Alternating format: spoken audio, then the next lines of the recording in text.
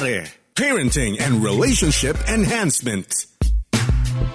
Blessed weekend po mga kapatid. Ito po si paring Jebo Banzuelo at kayo po ay nakikinig sa programang Pare or Parenting and Relationship Enhancement. At tayo po ay nagagalak dahil magkakasama tayo at ako po ay nagagalak dahil tatlo po kami ngayon. Ayan, kasama po natin ang na-miss natin.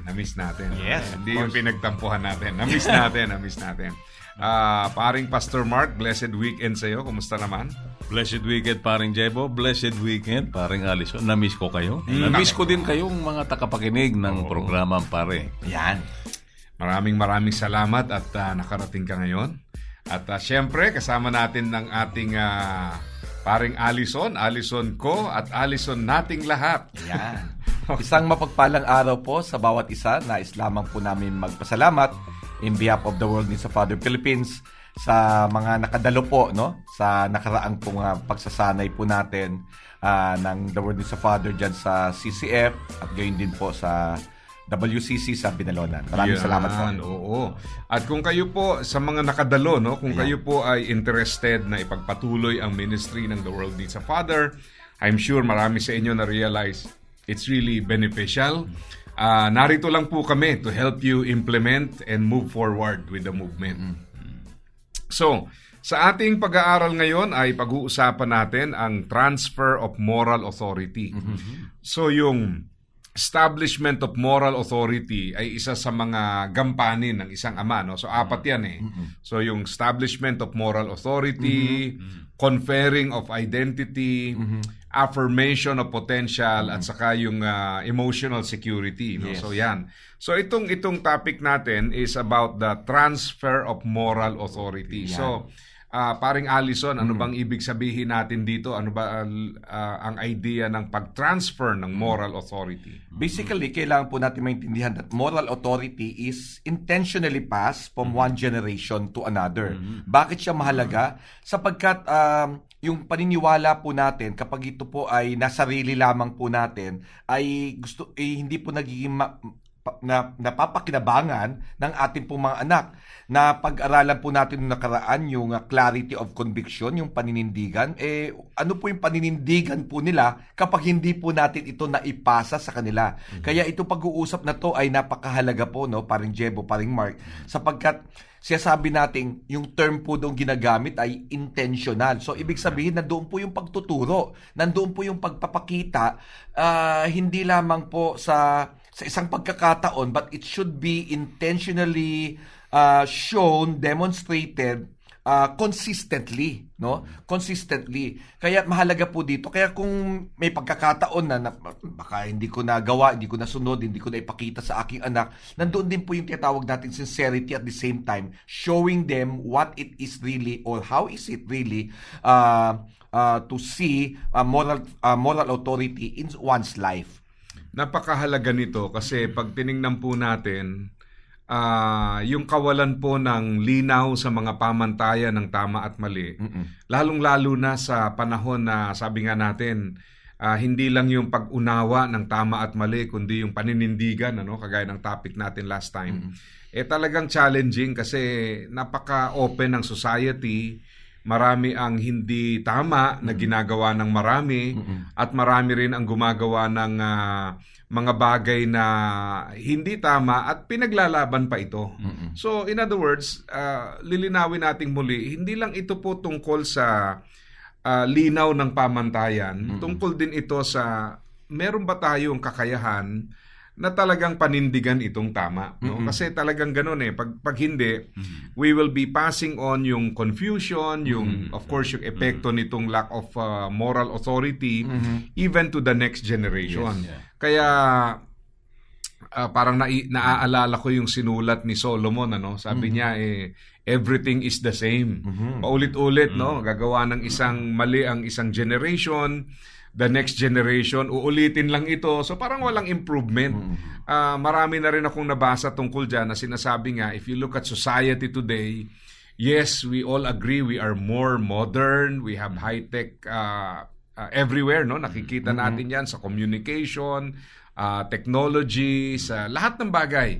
Pero the sad reality is, kahit na bawat henerasyon may bagong advancement sa technology, pero hindi natin maiaalis na hindi naman bumubuti morally ang bawat generation.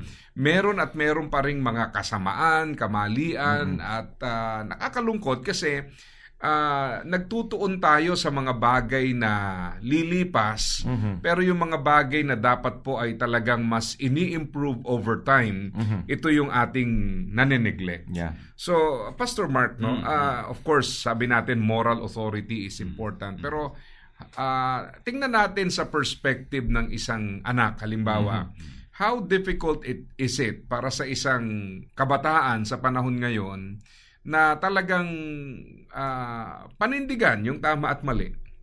Well, yun nga ang challenge sa panahon ngayon kasi ngayon, ang dami-daming mga influences eh. Yeah. Di ba? Hindi tulad nung mga previous generation. Panahon mo noon. Comics lang. Baka balik ko lang eh. Ito si Allison Oo, talaga. binubuli na ako ni paring wala talaga Allison. Paring Allison. Nung panahon nung mga magulang natin, mga magulang Same natin. tayo dyan. Siguro yung impluwensya lang, television, radyo, di ba? Ngayon, ang dami ng impluwensya eh. May social media. Of course, aside sa mga kaibigan, di ba? Yung kaibigan, given naman yan, pupapasok sa eskwela. Yung social media. Plus, ang dami-dami mga influences ngayon eh. And because of that, parang ang daming boses or ang daming mga nangungusap sa ating mga anak.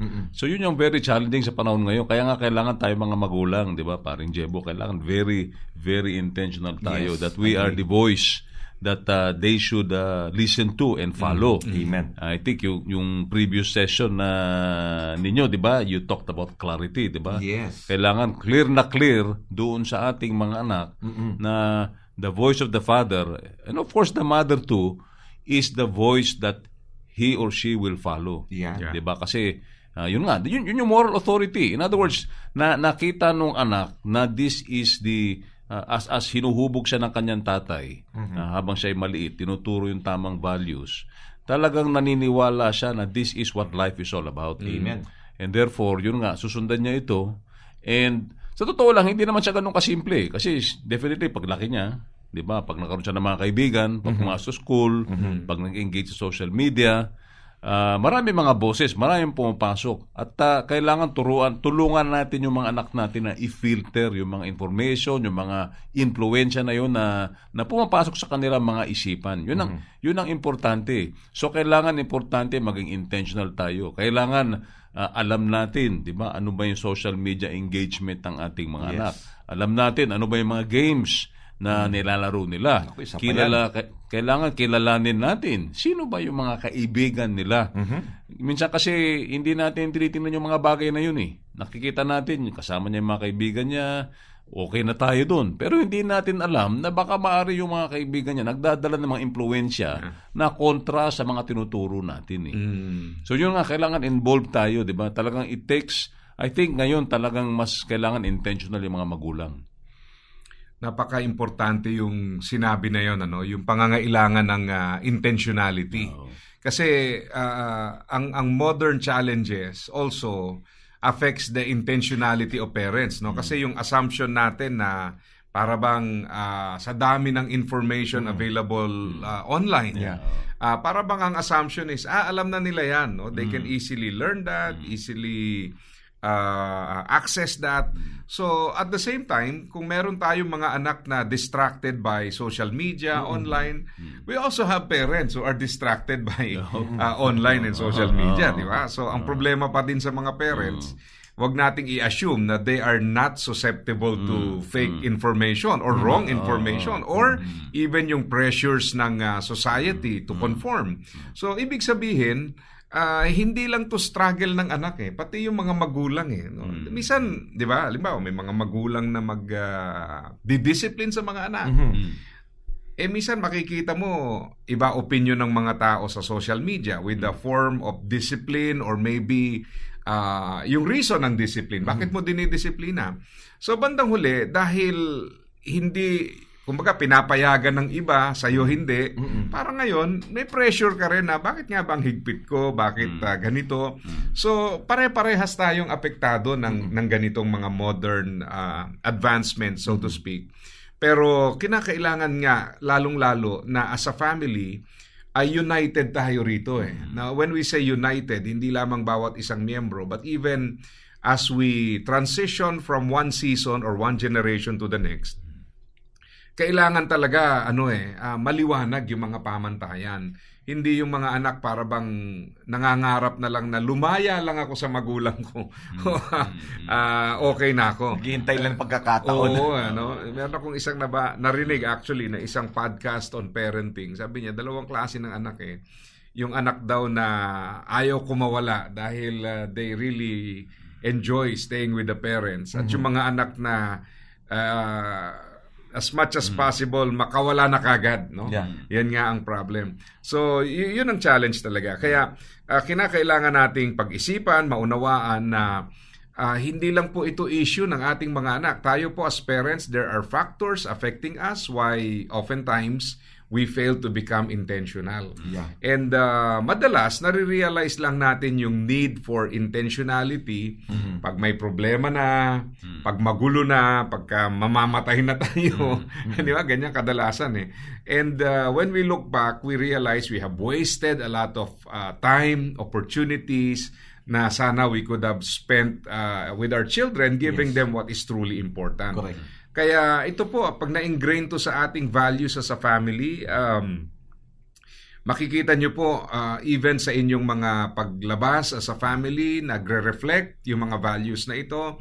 What you listen to, what you allow, what you expose yourselves to, di ba? Lahat yan apektado ng values eh. Minsan nga, di ba, kuha tayo ng simpleng bagay lang, no? Minsan yung mga magulang, pagka yung mga anak, halimbawa linggo, they allow the children to wake up late, no? And para bang, para sa marami, excusable yung malate tayo sa church, total linggo lang ang pahinga, i-sacrifice ang church, total linggo lang naman ang pwedeng gawin to. So, alam nyo, yung mga simpleng action na yon, it speaks volume on what you give importance to, di ba? So, kaya nakakalungkot yung mga anak natin, parang antingin na lang sa church is something we do when it's convenient. O kaya dahil nga mamayang nandyan, mamayang wala, hindi nagiging rooted sa relationship sa community sa church, which according sa ating previous lessons nga, yung paninindigan sa tama is not only an issue of knowing kung ano yung beliefs, but also issue rin ito ng wanting to be accepted, to find yung attention, acceptance, approval.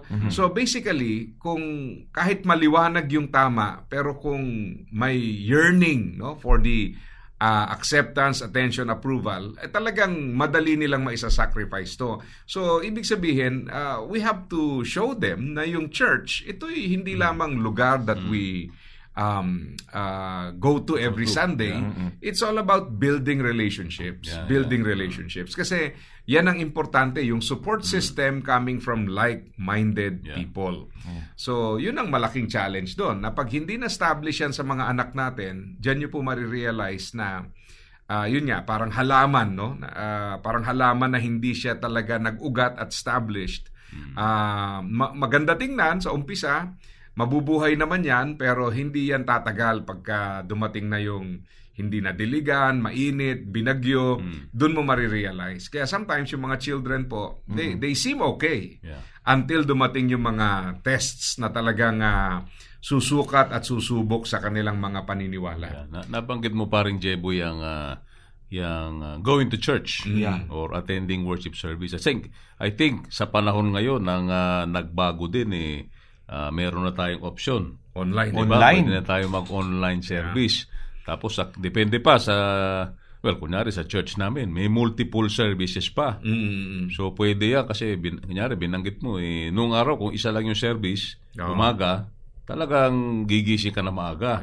Ngayon, pagka may multiple service, pagka tinatamad ka ng konti, mamaya lang tayong hapon kasi mamaya may hapon lang. Meron pa naman. May hapon na siya. Oo.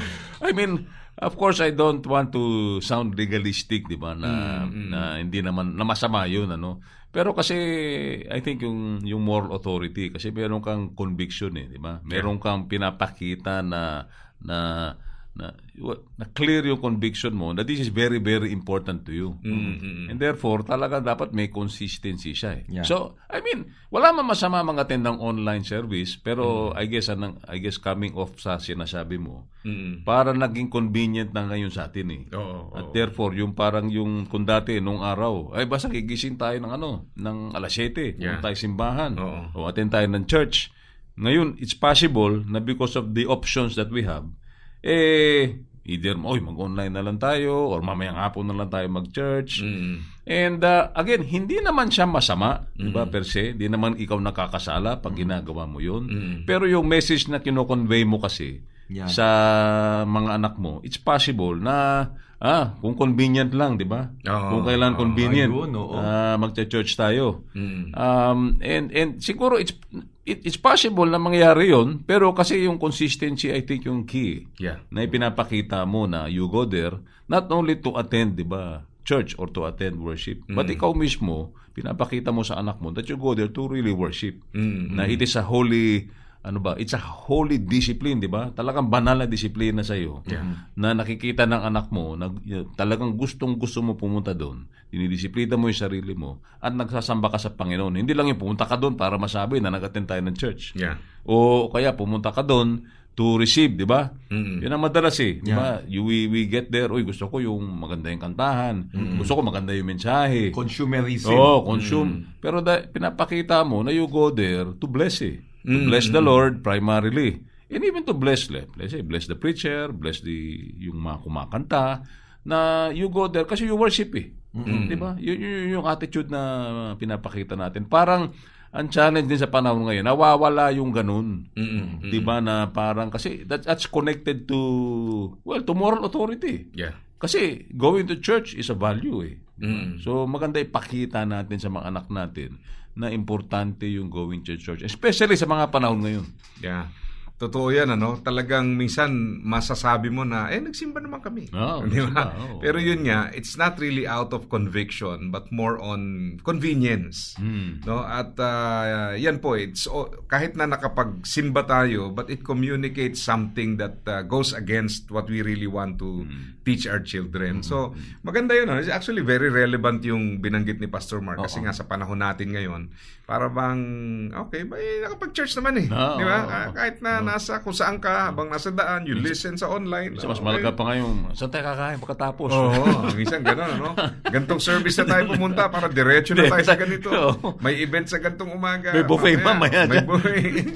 So, totoo yun na pag hindi talaga natin nabantayan, akala kasi ng iba, just by being present, either physically or online, you're passing on your faith. Pero ang hindi natin madalas nakikita, the way we treat itong ating faith, even yung mga pagsamba natin, you are also conveying something, di ba? Yun nga na hindi naman talaga ganun ka-importante ito. Flexible ito. Mag-a-adjust si Lord sa atin. Parang ganun, So, yun ang totoo, hindi naman ginawang multiple services para lang kung tinanghali kayo, may option B. Hindi naman yun ang nasa isip ng mga naggawa ng second, third, fourth service na yan.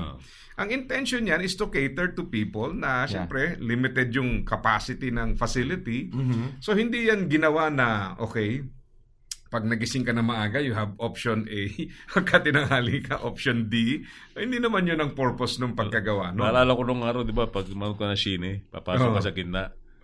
Nung araw ka ron, papasok ka sa gitna. Tapos, gagawin mo, uulitin mo, di ba? Ulitin mo sa, yung sunod na palabas, ulitin mo. Pagdating doon sa punto na saan kayo nabutan, alis ka na. Pwede na ngayon ganun. Pati sa pasok mo, worship. sa mensahe ka na, si message ka na, ulitin mo na lang yung kantahan. Para, okay, uwi na tayo. Tapos meron pang dagdag mo pa yung, di ba, minsan yung, ano pa yan, bawa, 9:00 yung service.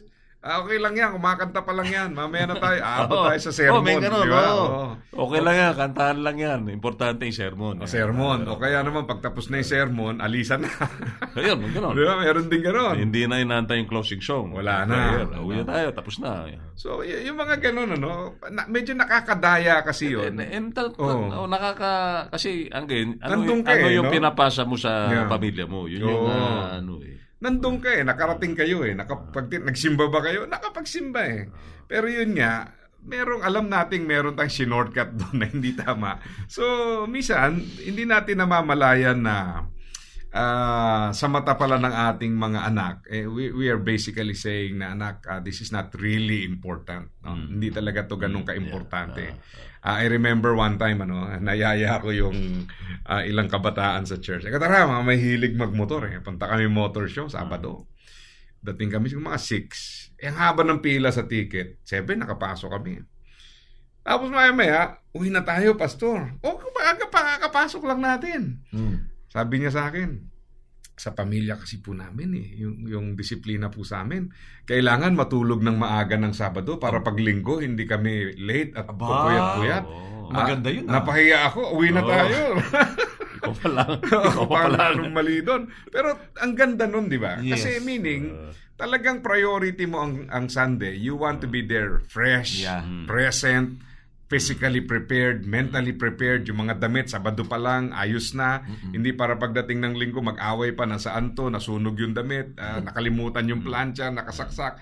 Kasi nga, parang it's not really that important Kaya tuloy, many times, walang spiritual preparation going to worship. Yes, Dapat talaga, planado yan because it's our priority. We prepare for it. Ang nakakalungkot pa nga niyan, kung idadagdag mo pa, minsan yung preparasyon sa sabihin kasi ang hirap gumising. Pero pag outing yan, walang tulugan yan. Yan, diba? alas 4 pa lang. Alas 4 ang alis, alas 3. Nakabihis na, nandoon na sa waiting area.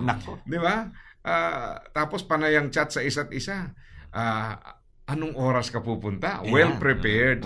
Kung usapin lang ng kaya Yun nga lang, talagang again, behind these actions, meron pong mga meron tayong mga sabi nga, iba yung sinasabi, pero meron tayong na ipararating. Di ba? So yun po ang kailangan, mindful tayo doon. So kasama yun sa gusto nating ipamana. Kaya minsan nakakalungkot dahil yung intentional transference ng faith hindi nangyayari. Kasi nga parang we just allow them to go on autopilot.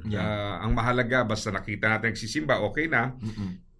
Pero hindi natin naiisip, paano ba nila tinatanggap ang mga bagay na ito? So, isa pang mahalagang tanong siguro, Kasi nga, may mga namamana tayo. Lahat naman may namamana sa parents. Pero ano nga yung namamana na yun, di ba? So, we go to church, pero ang question, anong klaseng pagpapahalaga? Now, isa pa, sino ba talaga ang nag-shape ng ating mga values? Magandang tanong yan considering din syempre yung oras. By the amount of time, anong nag-shape sa ating mga anak? Yung influences nila, even the friends that they keep. Kailangan din maging intentional tayo dyan kasi itong mga friends na ito, they carry values. Package deal yan. When you have friends, they have values. You have your own values. Pero yung values nila will either cement and concretize your right values or they will contradict. Yes. No? Ang mahirap sa kaibigan, kasi nga, they provide in a way, ilang benefits kagaya nga nung sinasabi natin, yung support system. So talagang because you want them, sometimes you end up compromising what you believe is right dahil isinasaalang-alang mo sila. Ayaw nating malagay yung mga anak natin sa sitwasyon na mangangapa pa sila kung gagawin ng tama at mali dahil may kinoconsider silang mga tao na inalaw natin sa buhay nila na may desisyon naman sana tayo na hindi i-allow ang ganung level of influence. So it becomes now more difficult for them to make a stand for what is right. Kaya yun ang challenge dun Isa pa, pag pinag-uusapan din natin itong moral authority, minsan ang akala natin ito madalas ko marinig din to no? Yung hindi ako nagkulang sa paalala. Ayan. Yan, na para bang lagi lang sa level lang ng paalala, words, palagi lang kaalaman. Pero ganun ba yun, parang Allison? Is it just on the level of words, paalala lang ba talaga? Or is there something deeper na kailangan i-consider sa passing on of faith natin to the next generation? Siguro, pag sinabi niyang paalala, ang pagkakaunawa ko dito ay meron ka na ituro. Pero sa pagtuturo kasi, nabanggit mo kanina, salita Hindi lamang kasi to mere words alone. Yeah. Di ba siya sabi nga nila, it is more caught than taught. Yeah. Ibig sabihin, yung behavior kasi natin po, whether we like it or not, whether we are conscious or not, ito po yung nakukuha po nila Kaya po dito, hindi po yung tipong parang ano yung pinaalala mo, kundi ano yung pinamumuhay mo What the faith that you have lived out, the morality that you have lived out. Kaya dito hindi mo pwedeng parang masasabing kontrolin yung bata or dahil lang siguro sa takot kaya sila sumusunod.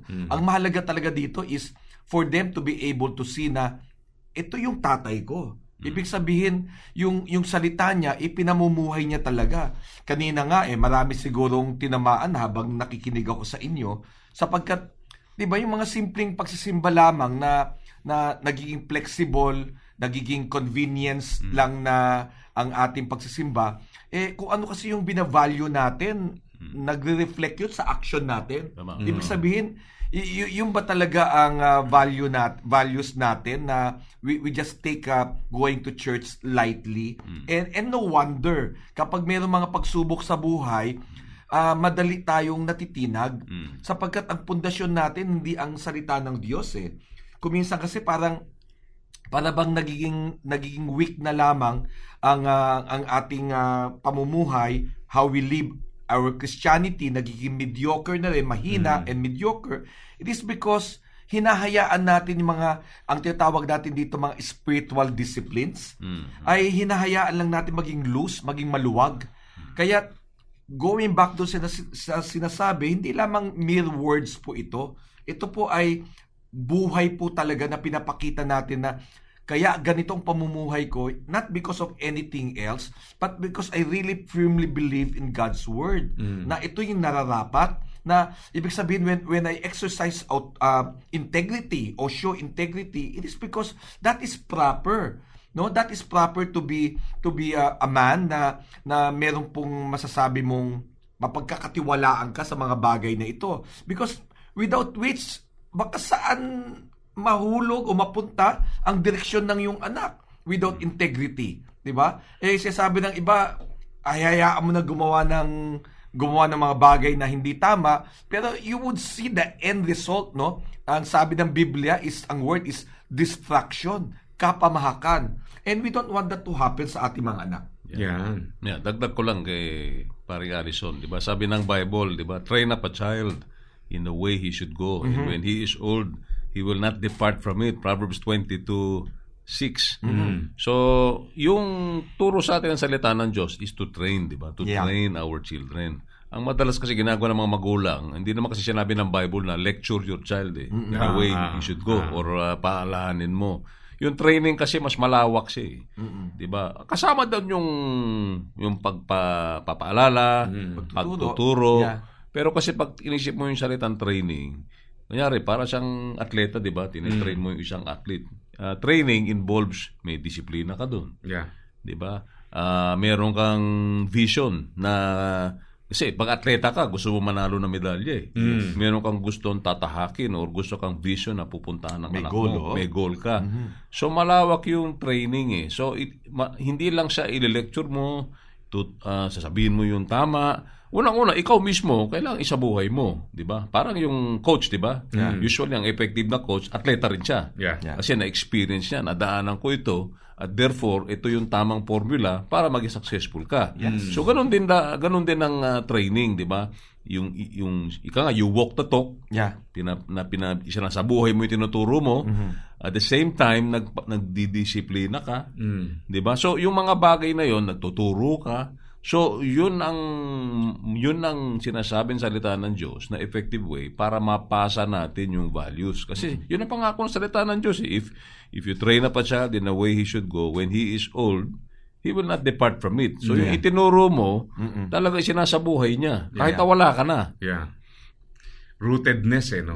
Naalala ko yan kay Joshua sa Joshua 24. Familiar tayo dun sa popular decision niya, no? As for me and my family, we will serve the Lord. But if you go to verse 30, sinabi doon, no, na yung next generation of Israelites remain true to the Lord, no? Amen. Kahit patay na itong si Joshua and until no yung mga leaders who outlived him were also gone. So ibig sabihin, hindi naman natin talaga kontrolado many years down the line. No? But we can do something to preserve yung tama and to make obedience easier for the next generation. Yun talaga yun To make it easier for them to obey. So hindi po ito ginagawa para mahilaw ang pananampalataya, but to eliminate whatever challenges and so that they will easily catch yung ating mga paninindigan para sa kanila. So napakahalagang bagay na pag naisip-isip natin to, talagang kailangan bigyang tuon, again be intentional and be conscious and cautious. Kasi minsan nga automatic na tayo basta nagsimba okay tama itong ginagawa, but again narinig nga natin kanina na may mga ibang mga bagay pala tayong minsan ay mali sa ating mga halimbawa or natotolerate, so that is also passed on to the next generation.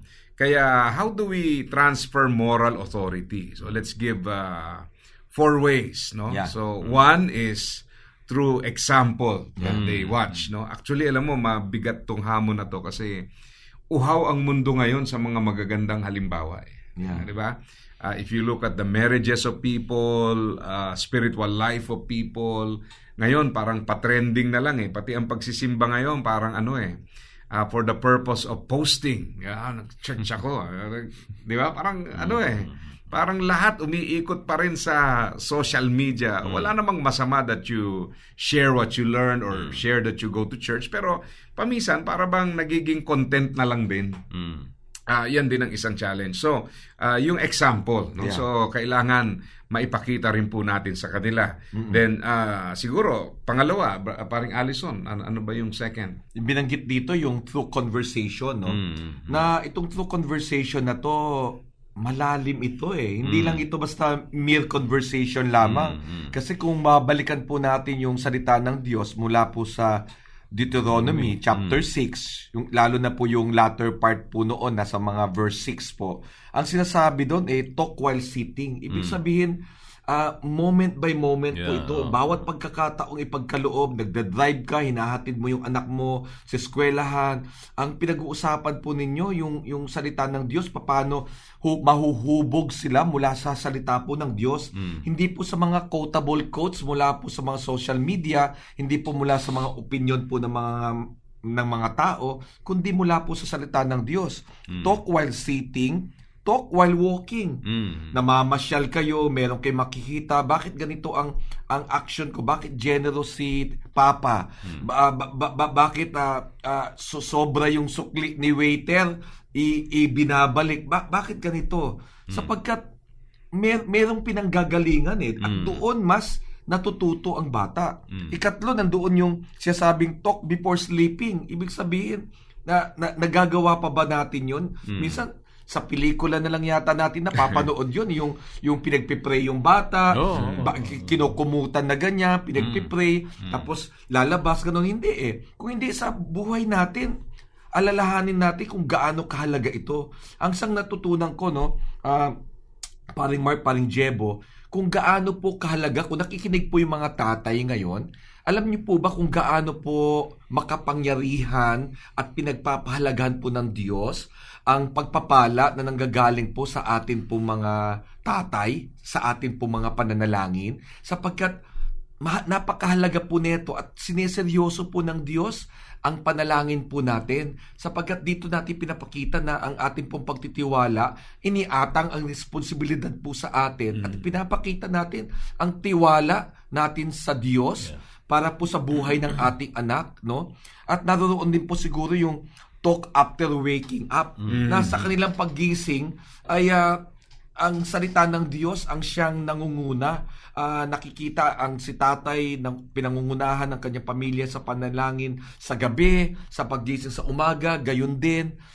Wala pong sandali na waglit sa ating isipan na hindi po mahalaga ang Diyos.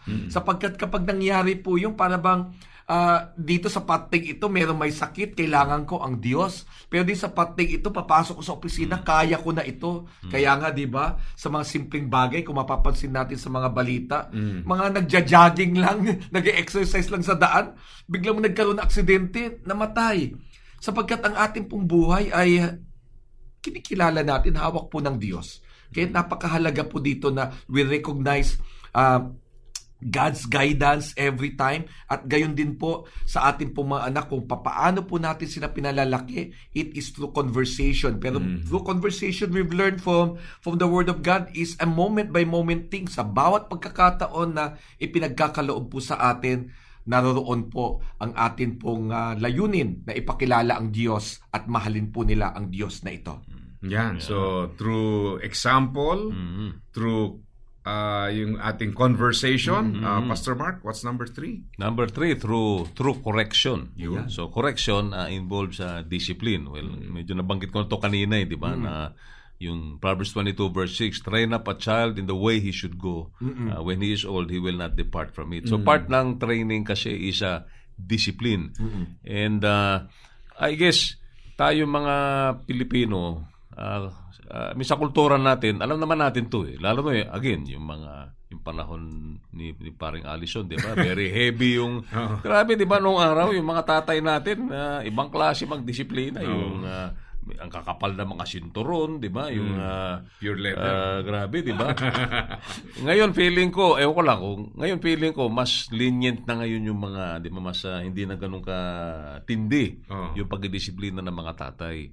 But, I guess, siguro kasi ilan sa atin o ilan sa mga tatay ngayon, siguro na-experience nila yung matinding disiplina nung unang panahon. Kaya medyo averse sila ngayon sa ganun na method ng discipline.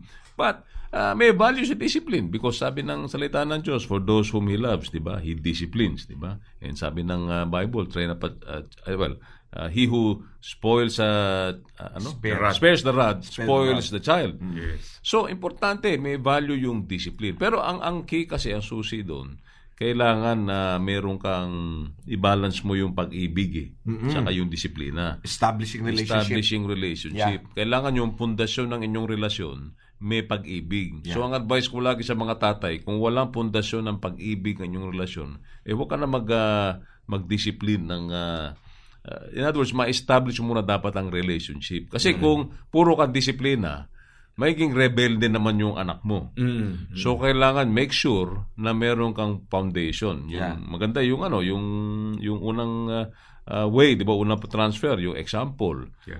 Yung conversation, 'di ba? Kinakausap mo siya kasi itong binanggit ni paring Alison, lifestyle to . Ibig sabihin, it involves time . Di ba? Hindi mo magagawa lahat to pag hindi ka nag-google ng oras sa anak mo . Di ba? Yung sitting, walking, sleeping, waking. Basically, so pag spend time ka, nagbi-build ka ng relationship. And now, syempre, alam natin na ang anak natin, di naman perfect. There are times na mag-disobey sila. Pag nag-disobey sila, then you now discipline them. Kailangan i-disiplina sila. Now, may paraan na pag-disiplina na medyo mahaba yung isang seminar siya . But yun lang naman ang importante. Unang-una, importante, meron kang foundational na relationship sa anak mo. Pangalawa, never discipline in anger. Diba? Importante yun. Kasi pag galit na galit ka at dinisiplina mo yung anak mo, ang na-associate tuloy ng anak mo yung discipline mo sa galit mo. So, kailangan disassociate mo yun. Dinidiscipline mo siya, pero pinahalagahan mo yung values ninyo. Diba? Pinahalagahan mo yung obedience niya, yung pagrespeto niya sa iyo, yung tamang pamumuhay. Yun ang kailangan mo i-highlight na parang ganito, 'di ba? Sabihin mo dahil kinakausap mo nga siya through conversation. Tapos sinasabi mo, anak, kailangan mag-obey ka sa akin. Nang disobey siya sa iyo. So parang sinasabi mo sa anak mo, anak, because yung usapan natin, mag-obey ka lagi kay mami at daddy mo, pero disobey ka, and therefore, di ba, nag-violate ka o lumabag ka sa usapan natin. And meron kayong usapan na whenever that happens, ididisiplina ka namin. And the discipline, of course, pag maliit, siyempre, meron din siyang, may pain din siya, di ba? May sakit din siya. Pero hindi dapat yun ang i-highlight mo eh. Ang i-highlight mo, yung paglabag niya. Yeah. At kailangan i-restore mo siya na i-discipline mo siya kasi gusto mo siyang itama yung kanyang karakter, yung kanyang ugali. Kasi parang ang kino-communicate mo, anak, ano ka eh, alam ko, kilala ko, obedient ka na bata eh. Yun ka eh, yun ang karakter mo, yun ang identity mo eh. Yeah. And therefore, kailangan dun ka, isabuhay mo yung identity mo. At dahil sa puntong ito, hindi mo nagampanan siya, then meron tayong parang proseso. Yun nga yung discipline na ginagawa. Yun, napakaganda. Panghuli, may isa pa, no? Yeah. We also transfer moral authority to our children through blessing. Yeah. Alam mo, maganda rin yung, sabi nga natin, yung affirmation is important, no? Yes. Pero ang ganda rin paminsan pag pinagpe-pray mo yung mga anak mo, you speak blessing, no, to your children. Amen. That way nakikita nila na this is the blessing of obedience, no, to the Lord. So yan, napakarami, no, at talagang mapagpala itong ating episode na ito, pero syempre limitadong oras and we want to give time sa ating devotion, paring Allison. At dadagdagan po natin ang mga napag-aralan po natin sa pamagitan po ng sama-sama pong pagbubulay-bulay mula po sa salita ng Diyos. Matatagpuan po ito sa 2 Timothy chapter 3 verses 14 to 15. 2 Timothy chapter 3 verses 14 to 15. Ganito po ang sinasabi. But as for you, continue in what you have learned and have firmly believed, knowing from whom you learn it, and how from childhood you have been acquainted with the sacred. Ngunit magpatuloy ka sa mga katotohanang natutunan mo at pinaniniwalaan dahil kilala mo ang mga nagturo nito sa iyo. Mula pa sa pagkabata ay alam mo nang ang banal na kasulatan ay nagbibigay karunungan tungo sa kaligtasan sa pamagitan ng pananampalataya kay Kristo Jesus. Ang una po natin kailangan maunawaan po dito ay ang spiritual continuity beats culture. Sa panahon po natin ngayon, ang kultura is always trying to impose its will against us. Pero kung meron po tayo spiritual continuity, ang ibig sabihin po nun, we are called to stay rooted sa atin pong paniniwala sa biblical truth na tinatawag that even whatever society's moral shift or change ay hindi po tayo basta-basta natitinag o napapadala po tayo sa agos ng atin pong ng mundo pong ito. Yun po ang kalagahan ng pagpapatuloy po ng ating spiritual continuity na kung ano po natutunan ni Timoteo, ang sabi sa kanya doon ay magpatuloy ka, continue. No? Ikalawa, nandun po yung sinasabi na legacy ng mentorship na napakahalaga po nito.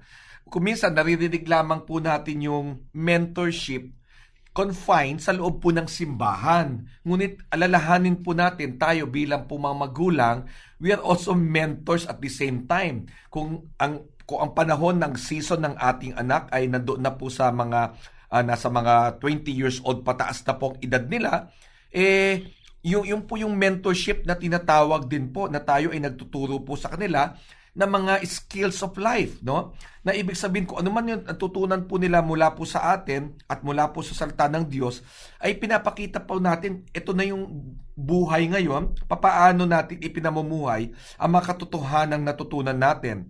Because the people who mentor us in faith really matters, just like we have a responsibility to pass down solid, uncompromised truths to our children. At siguro panghuli na lamang po, the Bible is Christ-centered. Ibig sabihin, ang Biblia po ay nakasentro po ito kay Kristo. So ang ating pong pagbabasa ng salita ng Diyos is not just about moral rules or self-help.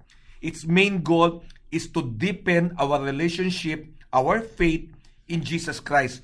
Kung hindi po ganon, magkakaproblema po tayo. Kaya kailangan po nakasentro lamang ang ating pong relasyon para mapalalim ang ating relasyon kay Jesus. Kaya binabanggit kanina pa po, start training your children early. Maraming salamat po. Yan, maraming salamat paring Allison sa pagbibigay diin sa pamamagitan ng salita ng Diyos sa ating topic for this episode. At muli mga kapatid, kami po ay nagpapasalamat sa opportunity makasama kayo this weekend. At maraming salamat din po sa mga nakasama natin sa The World Needs a Father training. Dyan po sa Pasig, sa CCF at sa Binalonan. And again, we extend the invitation. No? If you want to move forward with the movement, sabi nga, ang challenge dyan is to go beyond sa ating household and reach out to people na nangangailangan po nito. Nandito lang po kami. Ayan. Just let us know. You can message us through the World Needs a Father Philippines Facebook page. Amen. Ayan po. So, hindi tayo doon nagtatapos sa tapos na yung training, tapos na. Hindi po. Yan po ay simula pa lang. Yan. Okay?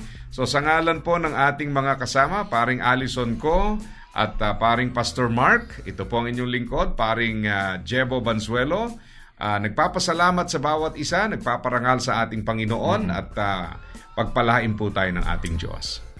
Pare, Parenting and Relationship Enhancement.